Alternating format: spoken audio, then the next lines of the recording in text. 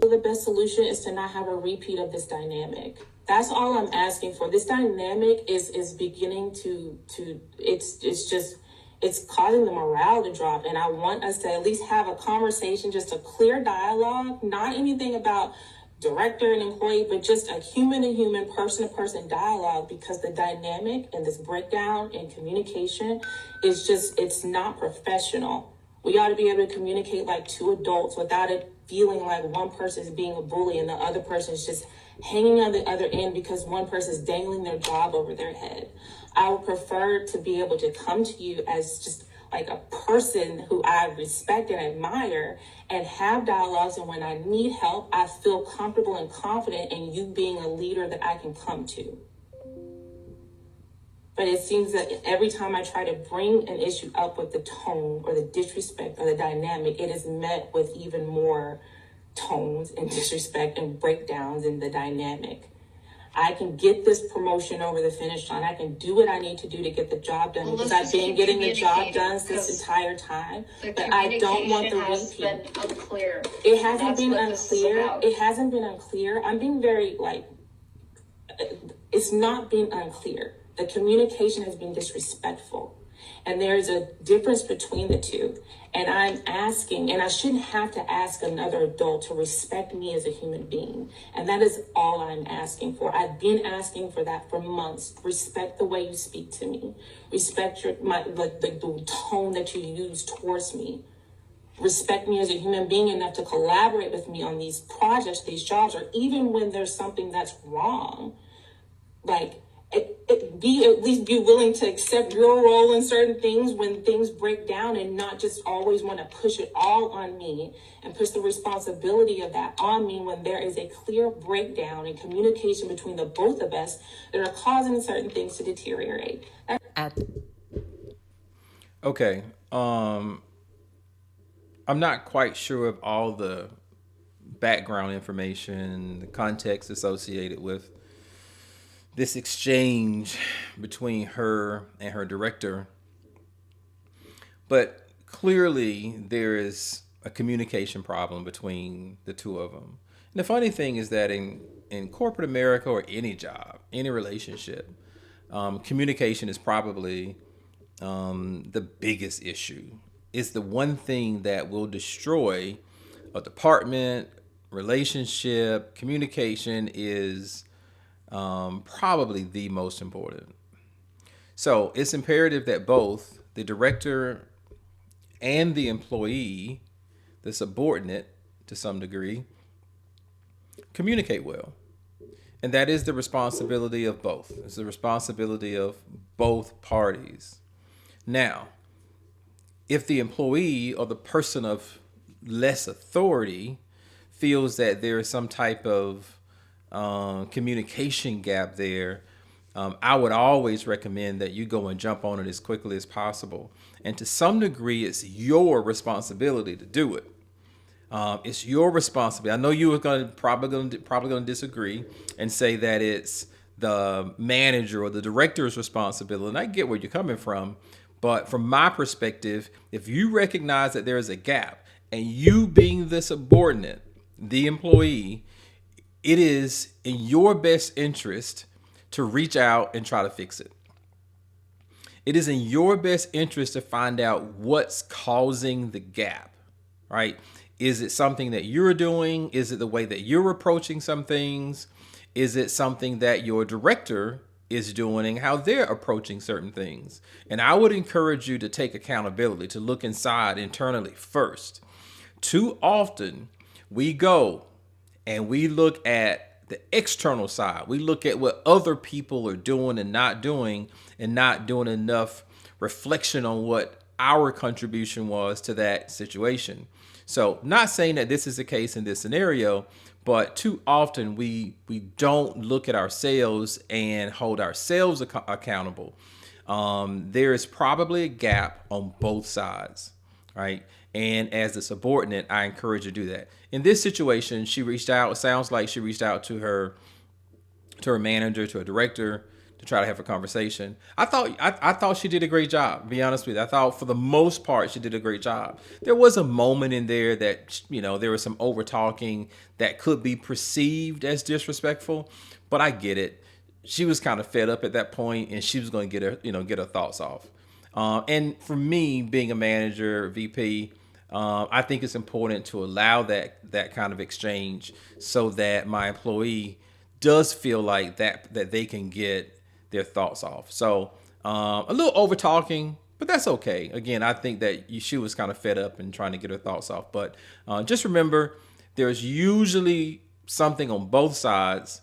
And I always say, look inside first, take some accountability first, figure out what things you need to do in order to bridge that gap. And then you take it to the next step from there. So let's continue and see what's going on. At this point, my newest habit is calling a thing a thing. Okay, I'm going to call you out on your behavior every time you exercise said behavior. Oh, and did I mention I love that little smile? That little smile goes a long way. She makes these little subtle smiles. Even though she's coming at you and saying, making a strong statement, she makes that little subtle, soft smile that softens it up a little bit. Nice, cool touch. I'm not going to sit and lie down and be on the receiving end of microaggressions anymore. I'm too old for that shit.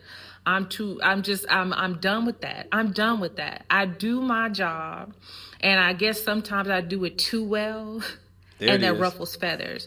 But who cares? Can we just get the fucking job done? It is just her and me. We are the department. So when I speak to her about the morale, it's just her and me, the person who holds all the cards, and my job dangling it over my head and just, being a bully, using that as a means to bully me. I am done with it. I'm done with it. And I went ahead and told HR, like, hey, I already told this woman that we need to talk about her behavior. So this is when we're going to talk about it. This is what I'm going to say. I sent that email this morning before we even had this call. I told her I was going to call my boss out on her bullying. And I identified it as such because God has the abundance of grace. I don't. My grace has run dry. It's run dry. I depleted it, trying to be patient and trying to, be mindful. Fuck all that. Fuck all that. Because what I ended up doing was sacrificing my own mental and emotional well-being and health for the sake of somebody who doesn't give two shits about me. Okay? I'm not doing that anymore. So I'm going to call a thing a thing. I pray I still have a job. Okay? But what else am I supposed to do?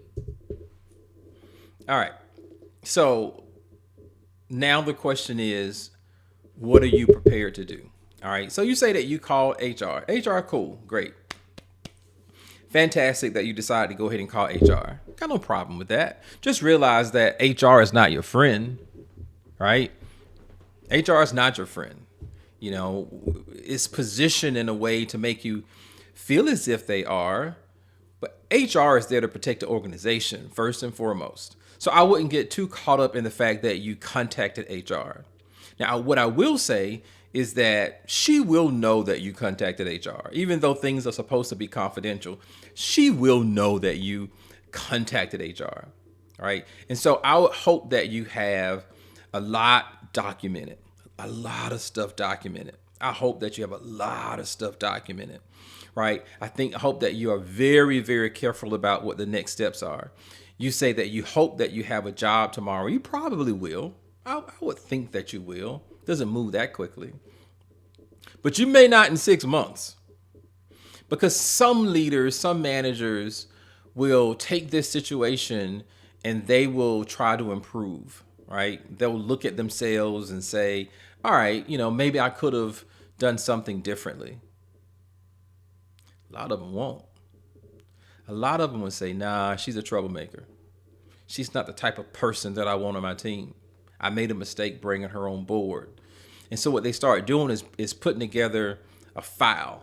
They start putting together a small file of small things that you're doing, things that you say, things that you do wrong, little imperfections in your project, whatever it is, They start putting together a little file so that when the time comes, they're able to usher you out the back door. That's just corporate America. It's a dog-eat-dog world. She knows that you're coming for her. She's not going to let you do that. She's been around too long. HR is not going to help, really. Maybe to some degree, but not a lot. So I hope that you have as much documented as possible. I hope that you can find a way to bridge the gap. I hope that you can find a way to figure out what's causing this gap between you and your director. But I would say if you find yourself in this situation, go ahead and start posting, man. Go ahead and start looking at other opportunities. Go ahead and see if there's another department you can go to. Sounds like this is a small company. You said it was just the two of you in the department, so it's got to be a small company, right? Maybe you start looking at some other opportunities. Start, putting your line out, see what's what. This one may have run its course. I know that it's not encouraging, but that's just the reality of corporate America. So I wish you the best. I love the way you communicate and that little subtle smile when you're saying you don't give a fuck. It's pretty nice. But I hope that everything works out. Start looking for something else.